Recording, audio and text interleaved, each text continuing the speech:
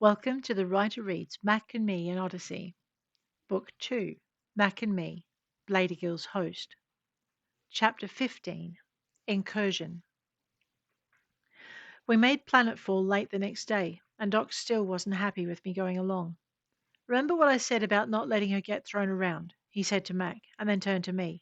No overdoing it. He handed me a wristband.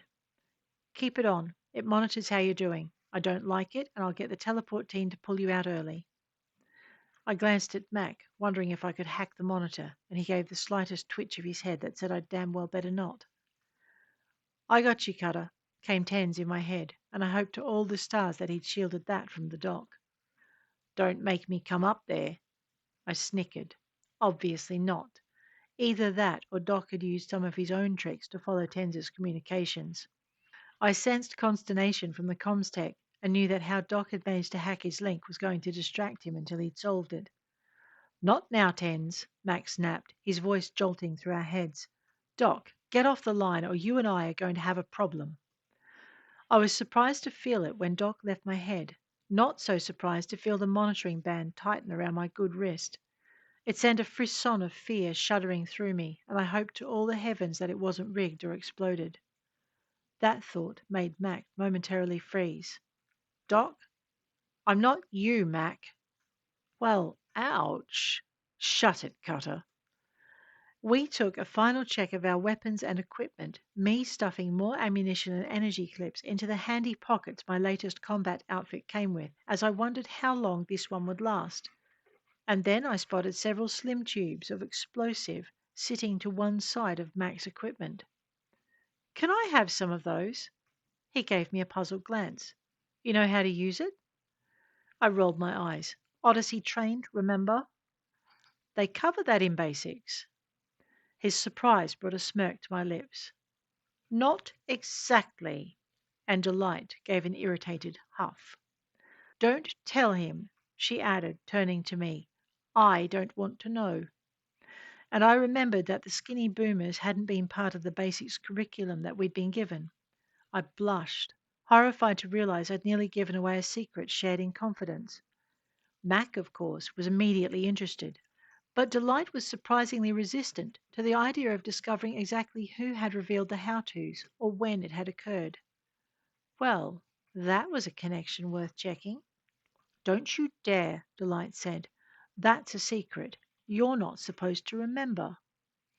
It took me a moment to realize that neither Tens nor Mac were reacting to her embarrassment or her threat. They can't hear me, sweetie, she said, and that's a secret too. God damn it to all the stars and beyond! And Delight laughed.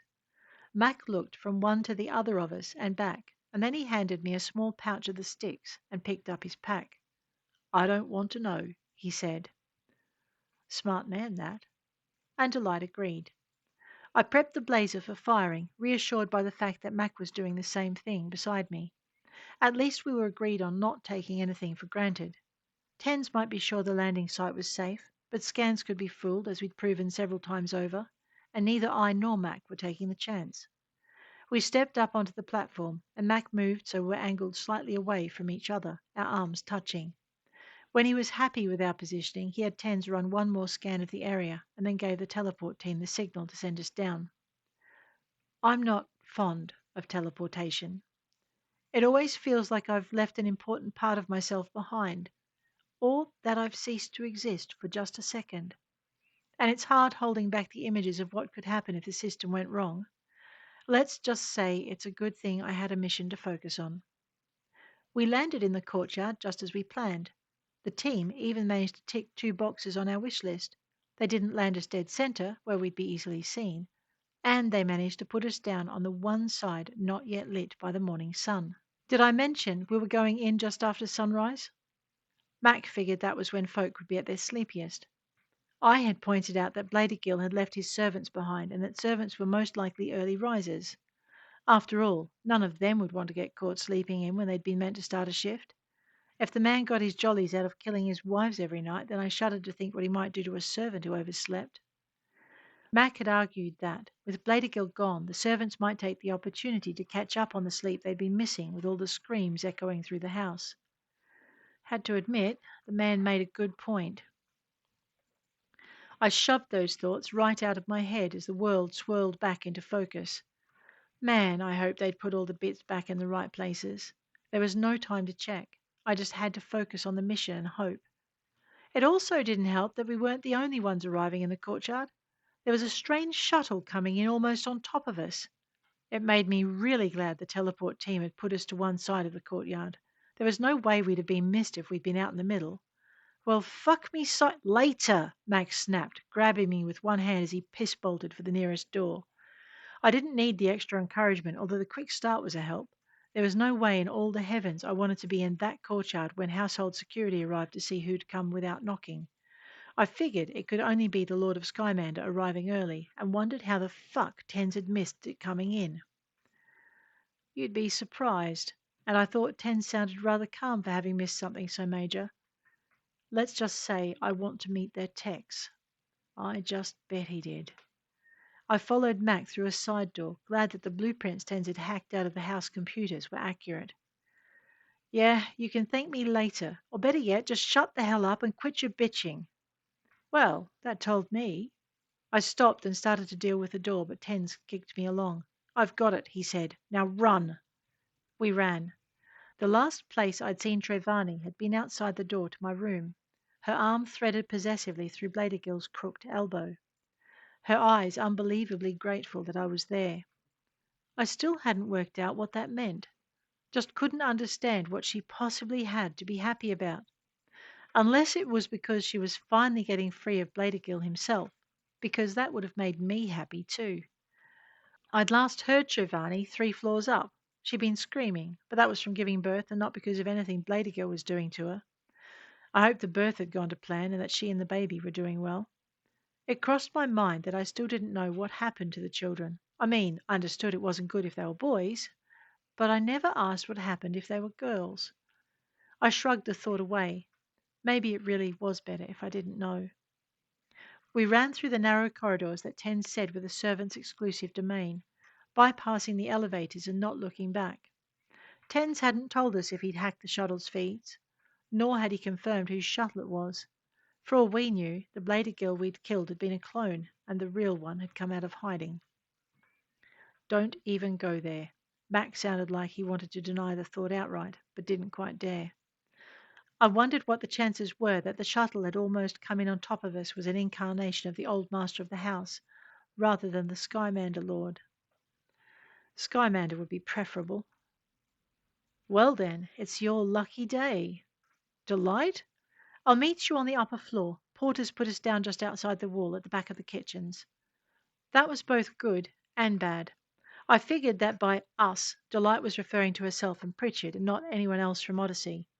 As far as I knew, there hadn't been any other Odyssey personnel aboard Mack's ship, although I had been unconscious for a lot of the time I'd been back there and hadn't ventured far when I had been conscious. There are no other Odyssey staff on board my ship, Mack said. Now focus. We're almost there. I'd run 3 flights? Already? Man, I was fitter than I thought, or more distracted. Take your pick, Mac told me, slowing the pace so we could take the last few stairs more quietly. When we got to the door leading out into the corridor proper, I realized I hadn't even thought to hack the security feed to see what lay ahead. Already done, said Tens, and the feeds were there for me to access. I have to admit, this was a lot better than when I'd been down in Ghoul's complex. Down there, I'd had to do it all myself, and I hadn't even had Mac to rely on for security. Lucky you, Mac muttered, because I would have smacked you upside the head several times over for not getting that shit out of the way fast enough.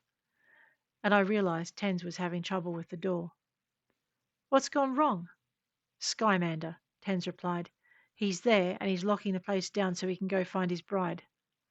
Well, at least we know she's here. And he wants the kid too, so you really need to shift your asses. Right. I stepped up to the door and Mac turned so he could cover both directions of the staircase with the blazer. To my surprise, the door was all new tech under cover of the brass casings and fittings of a much older age.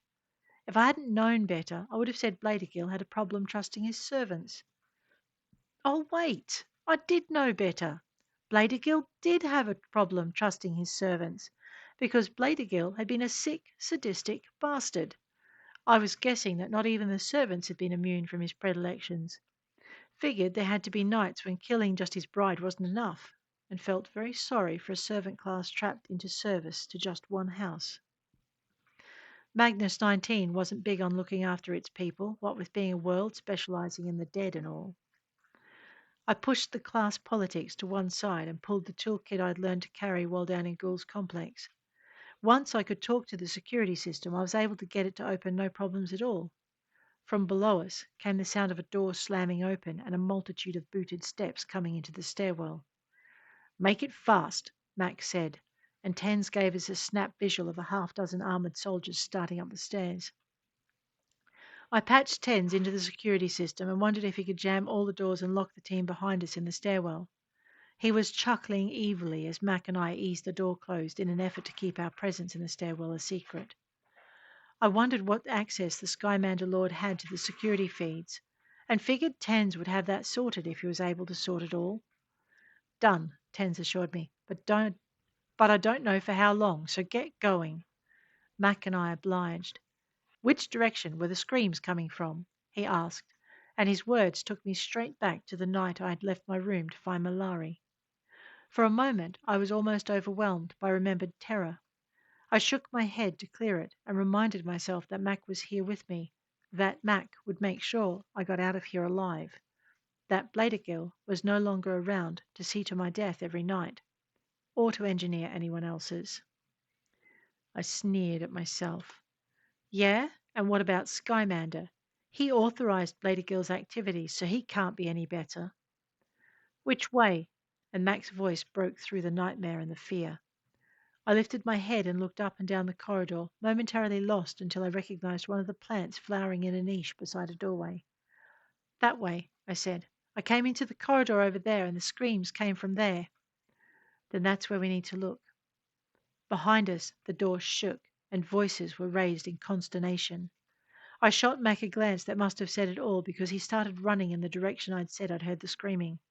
It made me wonder if they'd kept a nursery on the same level or if the babies weren't disturbed by the noise. Mac's footsteps faltered and he came to an abrupt halt. Tens, Numbnuts has had another brilliant idea. Roger that. Caught it. I'm checking now. Numbnuts? But I didn't have any. Fine. No nuts then. Well, and a fine fuck you to you too, Mac. Go 2 more floors up and hang right, then get to the end of the corridor and hang a left. Looks like a nursery style layout. You're not sure? Nah, I'm sure. Security feeds confirm it. Behind us, the door shook again. Mac and I exchanged glances and headed for the same stairs I'd taken the last time I'd been here. Have to admit, while I didn't want to think about that, I was also glad I was familiar with this part of the layout. I decided the chances that Skymander's men had gotten ahead of us was slim.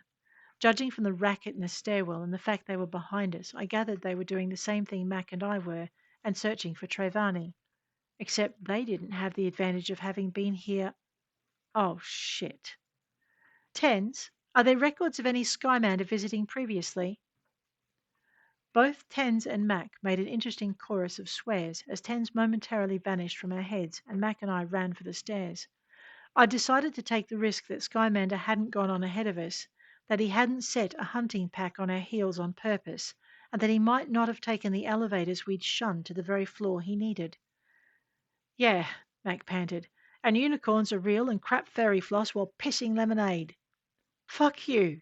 And I sounded just as short of breath as he did. He ignored me and started up the second flight of stairs. I didn't hear the sound of anyone searching on this floor, which either meant that this Skymander didn't need to search or that his men hadn't reached the floor yet. Hey, I could live in hope, right? We reached the floor we needed without incident and spun right, running as fast as our suddenly wobbly legs would take us. I'd thought I was fit, but it was looking like I'd need a lot more time in the gym to be even close.